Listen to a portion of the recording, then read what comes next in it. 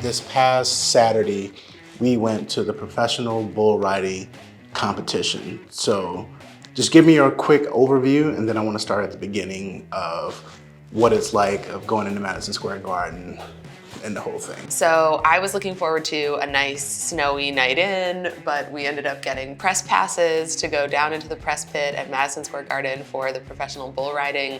I'm gonna call it championships. I don't think that's really right. It's like part of a series of— It's like a circuit. Yeah. New York would not be considered a central point for bull riding. And yet, the place was packed. We knew the drill this year because we had been last year. So I understood this year that you need to stay on for 8 seconds on the bull. The 8 seconds goes really fast. And I did not understand that until we went last year, but this year I was prepared for that.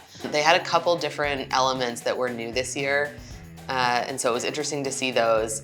But we show up, they walk us back through the tunnels of the garden, we get our press passes, and then they basically take us out and they line the arena, at the ground level with press.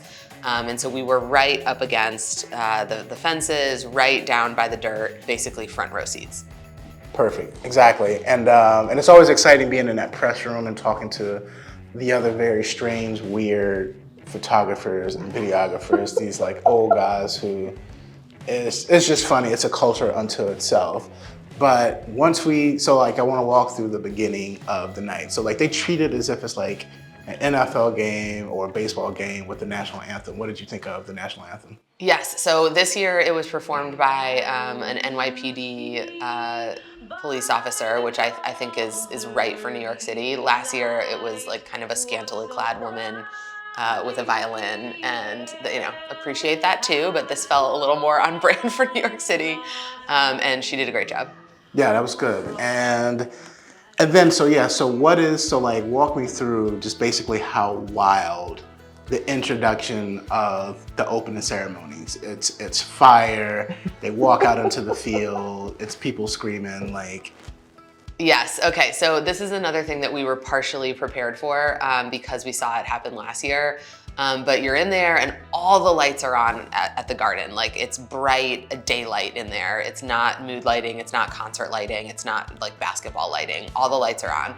And they're doing sort of a pre-show thing that's being broadcast. And then they have this elaborate opening where right before they turn all the lights off, you see people walking around pouring, I guess, kerosene on the dirt. You can smell it. You can smell it, and then they start the show. They walk all of the bull riders out into the main arena, and there's fire and fireworks, and then there's like a real interesting compilation of cultures where there's a prayer that was super interesting to watch. There are lots of shout outs to police and service members and first responders in a way that I think probably goes beyond what you would typically see here in New York.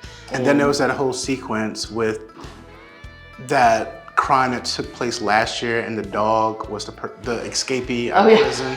And then they had the dog that actually caught the guy who escaped, and that whole team of people, like that was so. Yeah. So in sort of furthering the honoring service members and first responders, they featured the dog that was pivotal in finding an escaped a jailbreaker in the last year, and who ended up being found somewhere in Pennsylvania. They had the dog on site at the garden along with members of what I think was the Customs and Border Patrol team. Yeah. Customs and Border Patrol are also a huge part of the night. Yeah. In ways that you find highly entertaining. Yeah, so this is fascinating to me. Customs and Border Patrol, which we learned last year, is an official sponsor of the Professional Bull Riding Series.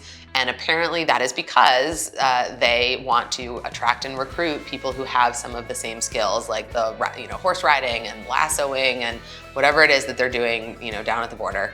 And so they have a multi-million-dollar promotion deal. You see Customs and Border logos on the arena.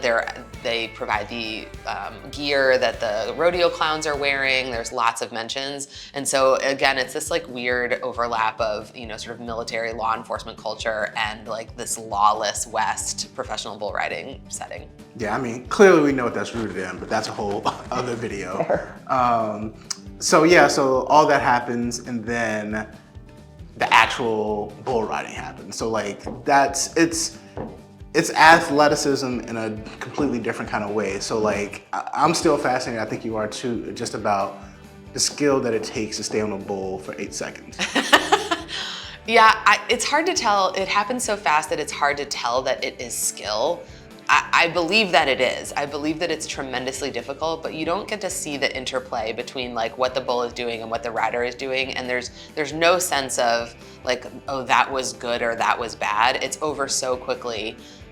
They did explain the rules a little bit better this year. You can only keep one hand on the bull, the other hand can't touch the bull.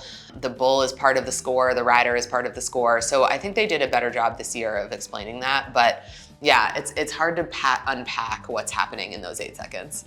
Yeah, and then also too, like if the rider is throwing his legs off, the bull at any given point is showing how much control he has over it. Oh yeah. So like if his legs aren't touching but he's still on, like he gets points for that too. I forgot that. And yeah, so like there's the bull riding, which is just fascinating, but also all the other stuff around. So we had that guy Brinson, who is essentially the bull riding jester or clown. The court jester or the host and the MC. So what'd you think of him? He was pretty good. Yeah, he had some strong points. I didn't think he was, this I think is his first year on the tour. They had a long running host in previous years who was also there that night, but just observing. And I think, he'll probably grow into his role. I could see him becoming, a more beloved figure. But to me, he felt, I don't know. I liked him. I felt like he catered to a younger crowd. Like he knew modern dances. The fact that they did the whole thing where they went out on the streets of New York and he was dancing with some of the street performers.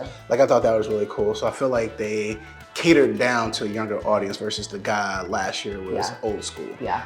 But Brinson he was really good with the rope. Like he did the whole thing on the stage. And then the competitions of them like throwing stuff into the crowd and people dancing. Yeah, and you said this. He had more of a college cheerleader vibe than the other guy who was more of like a cowboy vibe. Yeah, like I felt like he's been training for this his entire life. He was probably a mascot in college and or a cheerleader or both. It's completely ridiculous that we go. What are the 2 things that you enjoy the most that you didn't think that you would?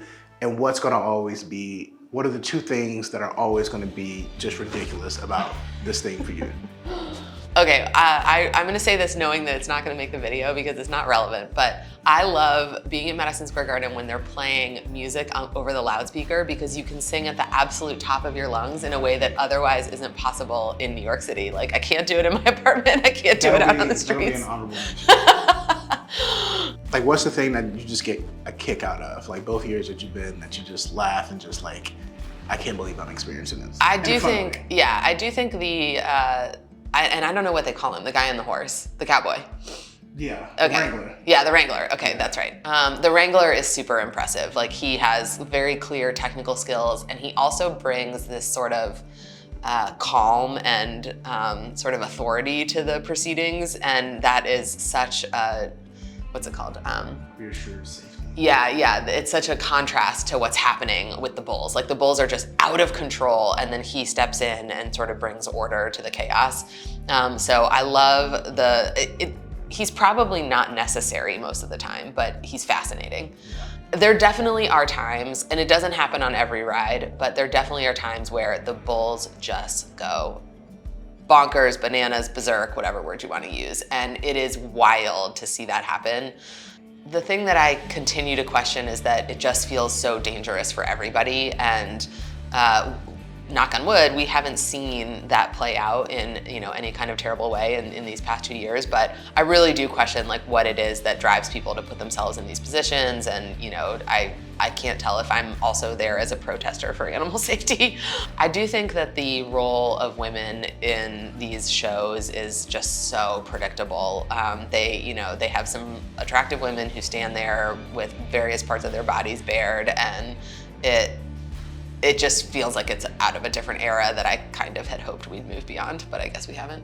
No, they are officially known as the Monster Energy Drink Girls. And I only know that because I went to a breakdancing competition in Brooklyn and like Bushwick a couple years ago, and it was sponsored by Monster Drink, and the Monster Energy Drink Girls were also there. So, and Monster, Energy Drink is a big sponsor of PBR as well. So it's on brand to see them there, but I completely I understand the point. Yeah. What's the one thing you would tell somebody why they should go who would never go to this? Like, you should go to the PBR because. I don't know if I have a recommendation. Like if you just walked out of like. I mean, it's a way to get out of your New York City bubble. It's certainly a way to interact with another part of our culture. I don't know. And that really wasn't convincing, but I'll take it.